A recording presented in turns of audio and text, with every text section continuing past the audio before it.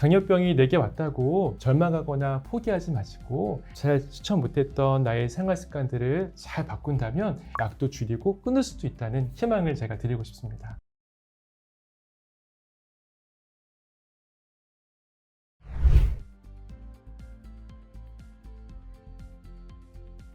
갑자기 이렇게 큰 숫자를 보여드려서 당황하셨죠. 과연 이 숫자가 의미하는 건 뭘까요? 이 숫자는 바로 2022년 우리나라 전체 당뇨병 환자의 수입니다. 국민의 약 13% 정도가 당뇨병을 앓고 있다라는 뜻이죠. 이렇게 많은 사람이 당뇨병을 앓고 있다고 하니까 여러분이 처음 당뇨병 진단을 받으셨을 때처럼 저도 참 당황스럽고 놀랍습니다. 게다가 많은 분이 당뇨병은 완치가 어려운 병이다라고 알고 계시기 때문에 더욱더 걱정을 하시는데요. 하지만 당뇨병은 잘만 관리하면 혈당을 정상 범위까지도 유지할 수 있다는 사실, 어떻게 하면 잘 관리해서 건강한 삶을 이어갈 수 있을까요? 오늘 놓치지 말고 따라오세요. 원장님과 함께 자세한 이야기 나눠보겠습니다. 원장님 어서 오세요. 네, 안녕하세요. 시청자 여러분께도 한번 인사 부탁드리겠습니다. 안녕하십니까. 세실내과 이치훈 원장입니다. 오늘 대화는 당뇨병을 처음 진단받으시거나 또 당뇨병 관리를 더욱 잘하기 위해서 노력하고 계시는 환자분들을 위해서 준비하였습니다. 지피지기면 백전백승이라는 말이 있는 것처럼 당뇨병에 대해서 잘 이해하시게 되면 관리가 더욱 쉬워질 것입니다. 이제 자세한 이야기 한번 나눠봐야 될 것 같아요. 그렇다면 제가 먼저 질문 하나 드리고 싶어요. 일단 당뇨병 기본 강의니까 이 당뇨병이 뭔지 저희가 알아봐야 될 것 같거든요. 맞습니다. 당뇨병은 혈액 속의 포도당이 세포 속으로 들어가서 에너지원으로 이용되지 못하고 혈당이 비정상적으로 올라가는 질환입니다. 정상적인 경우는 음식을 섭취한 후 췌장에서 적절하게 인슐린이 나와서 호르몬이 분비되어서 세포 속으로 포도당이 옮겨져 가는데, 당뇨병의 경우 인슐린이 필요한 만큼 분비가 안 되거나 네. 또 인슐린이 나와도 과도한 지방세포로 인해서 인슐린의 작용에 저항이 생겨서 당을 잘 처리할 수 없게 되는 것입니다. 왜 이런 현상이 나타나게 되는 거예요? 그 전에 먼저 두 가지 형태가 있거든요.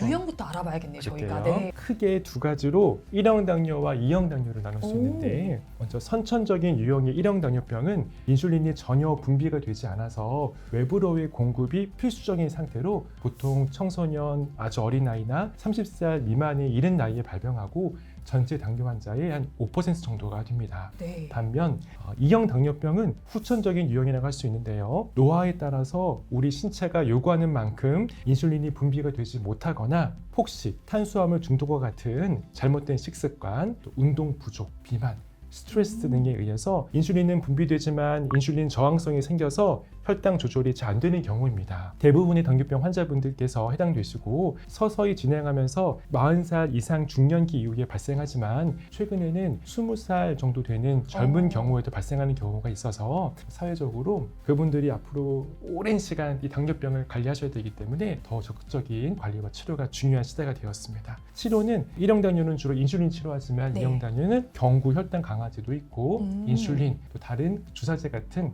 여러 가지 치료약들이 개발되어 있습니다. 점점 당뇨병 문제가 심각해진다라는 생각이 들기도 해요. 네. 자, 그렇다면 일단 진단 기준을 먼저 알아봐야 될 것 같은데요. 맞습니다. 어떤 경우에 당뇨병으로 진단될까요? 우리나라는 참 다행인 것이 국민분들께서 거의 1, 2년에 한 번씩 국가 검진을 받습니다. 네. 공복 혈당을 측정하면서 조기에 발견하는 데 도움이 되고 있는데요. 8시간 이상 공복 혈당 검사에서 126mg/dL 이상이거나 또 2, 3개월 동안의 평균 혈당을 의미하는 당화 혈색소가 있어요. 네. 그게 6.5% 이상, 당뇨, 다음, 이유 없는 체중 감소와 같은 당뇨병의 전형적인 증상이 있으면서 아무 때나 검사한 혈당 검사가 200mg/dL 이상인 경우 이 중에 한 가지만 되어도 진단을 하게 됩니다. 또 병원에서 75g 정도의 그런 단 포도당을 먹은 이후에 2시간 후에 혈당이 200을 넘어가면 네. 그것도 당뇨병으로 진단하게 됩니다. 지금 원장님께서 말씀해주신 수치를 잘 기억해서 진단 기준이다라고 이해를 해보면 좋을 것 같은데요. 네. 잘못된 식습관도 있고 또 다른 원인들도 있을 것 같은데 맞습니다. 당뇨병엔 어떤 원인들이 있을까요? 유전적인 부분은 어쩔 수 없는 부분이 있는데요. 그 외에도 연세가 드시면서 췌장에서 인슐린이 나오는 그 능력이 좀 줄어듭니다. 네. 서양인 같은 서구인들은 굉장히 뚱뚱해도 그만큼 인슐린이 펑펑 잘 나오는데 마른 당뇨라고 하죠. 일본인과 우리나라 같은 동양인들에서는 인슐린 자체에 만드는 힘이 좀 약해서 나이가 들수록 인슐린이 덜 나와서 당뇨가 많이 발생하고 있고요. 또 요즘 잘못된 식습관과 운동 부족으로 인한 비만, 또 스트레스, 수면 부족으로 인한 콜티솔 같은 호르몬의 과다한 분비, 또 교감신경계의 항진 등으로 당뇨가 생길 수가 있습니다. 스테로이드와 같은 약물을 과도하게 복용하거나 췌장을 잘라내는 수술 같은 거 받았을 때도 당뇨병이 생길 수가 있습니다. 다양한 상태에서 당뇨병이 발생을 할 수가 있네요. 근데 네. 제가 알기로는 이 당뇨병 자체만으로는 증상이 없다라고도 알고 있는데 혹시 이게 맞을까요, 원장님? 당이 조금밖에 올라가지 않은 경우 네. 건강검진 통해서 뭐 130, 120 정도 살짝 올라갈 정도에는 별로 증상이 없어요.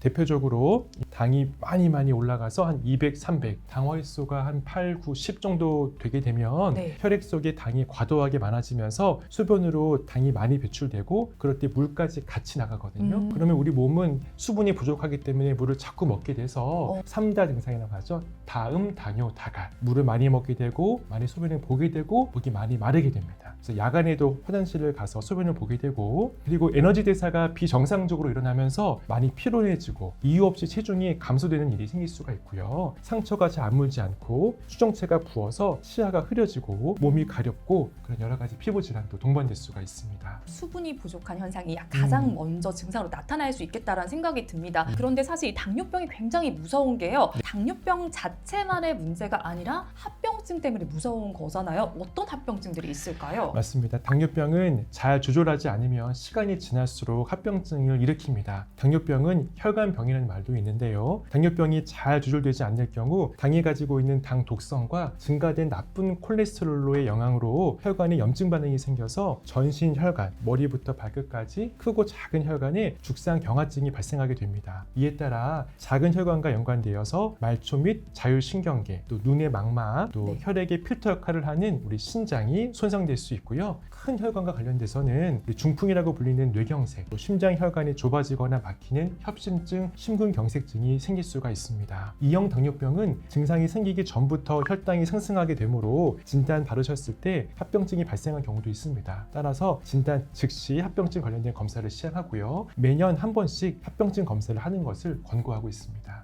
일단 당뇨병 진단을 받으면 치료도 해야 되고 관리도 해 나가야 하는 거잖아요, 네. 원장님. 어떻게 하면 좋을까요? 먼저 혈당 상승 정도가 심하지 않으시면 식이요법과 운동을 통해 관리를 해볼 수 있습니다. 최근에는 연속 혈당 측정기와 같은 좋은 도구들이 개발되어서 휴대폰을 통해서 실시간으로 나의 현재 혈당을 알 수가 있습니다. 네. 그래서 헬스장에서 PT 선생님이 옆에서 잘 봐주듯이 밀착해서 혈당을 쉽게 관리할 수 있게 되었습니다. 하지만 좋은 생활 습관을 갖는다고 다 해결되지 않기 때문에 네. 이 습관을 잘 바꾸기 위해 노력하시면서 그동안 고생한 췌장을 쉬게 해주고 여러 가지 기전으로 혈당을 조절하는 우리 몸의 대사 시스템을 도와주는 좋은 약물들이 개발되어 있습니다. 이것을 담당 선생님과 함께 적절하게 단계적으로 사용하면서 관리하시면 됩니다. 그래서 안전하고 효과 있고 편리하게 사용할 수 있는 여러 가지 약물들이 있는데요. 과거보다 훨씬 당뇨병 환자분들에게 도움이 되는 약들이 있어요. 네. 중요한 것은 당뇨만 보고 치료할 것이 아니라 당뇨가 있을 때는 함께 고혈압, 고지혈증, 지방간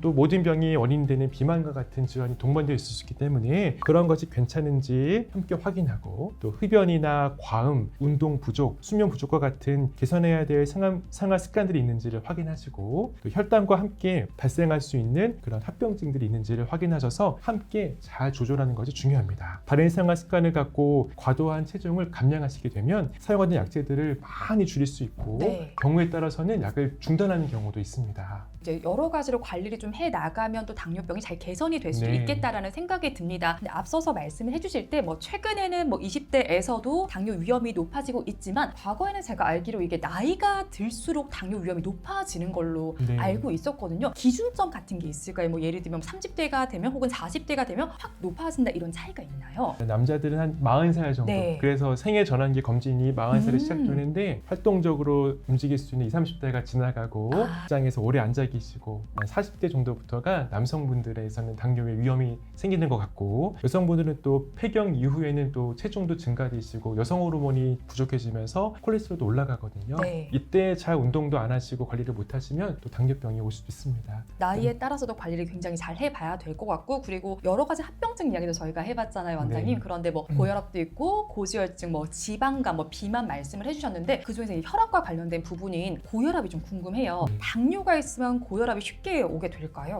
좋은 질문이세요. 네.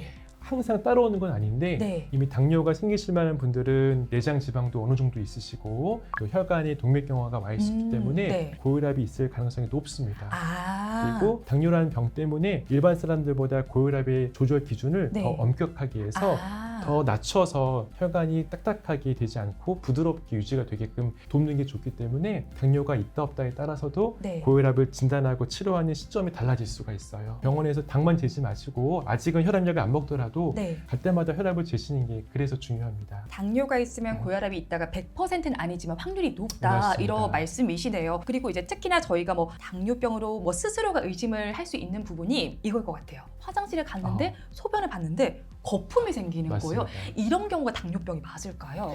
그렇게 해서 많이 병원에 오시는데 네. 먼저 거품은 소변의 단백뇨를 의미하는 경우가 많거든요. 그래서 신장이 당뇨 때문에 많이 망가져서 벌써 그때 나오는 단백질이라고 하면 네. 좀 굉장히 발병도 일찍 하신 거고 심하신 건데 막상 임상적으로는 당뇨가 먼저 증상이 생기기 때문에 거품만 갖고 당뇨가 진단되는 경우는 좀 드문 것 같고요. 여러 가지 다른 요인들로서 당뇨가 나올 수 있습니다. 일단은 거품 자체가 뭐 무조건 당뇨는 아니지만 네. 확률이 또 이게 또 높다라고 예측을 네. 해볼 수 있을 것 같습니다. 그리고 뭐 또 식곤증이 심하고 쉽게 지치고 이렇게 되면 또 이제 스스로가 의심을 할 수 있을 것 같아요. 네. 당뇨병의 주된 증상이 맞을까요? 네, 피곤함의 원인은 여러 가지가 있죠. 네. 뭐 여자분들은 빈혈, 갑상선 기능 저하증도 원인이 있고 불면증도 원인일 수 있는데 아까 말씀드린 것처럼 다음 당뇨 다가올과 함께 에너지 대사가 안 좋아지면 몸이 당을 잘 못 쓰니까 지방을 꺼내 쓰고 하다 보면 몸에 케톤도 많아지고 뭔가 피곤해지실 거예요. 네. 그리고 체중도 빠지기 때문에 이유 없는 피곤함, 몸무게까지 빠진다.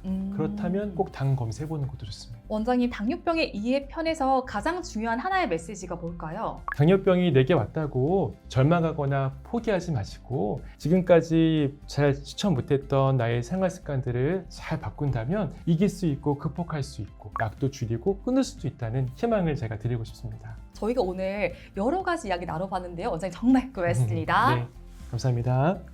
오늘은 저희가 당뇨병에 대해서 전반적인 이야기를 풀어봤습니다. 영상을 보시면서 당뇨병이 어떤 건지 개념 잡아가시면 좋겠습니다. 저희는 다음 시간에도 또 다른 당뇨 이야기로 찾아뵙겠습니다. 함께해 주신 여러분 고맙습니다.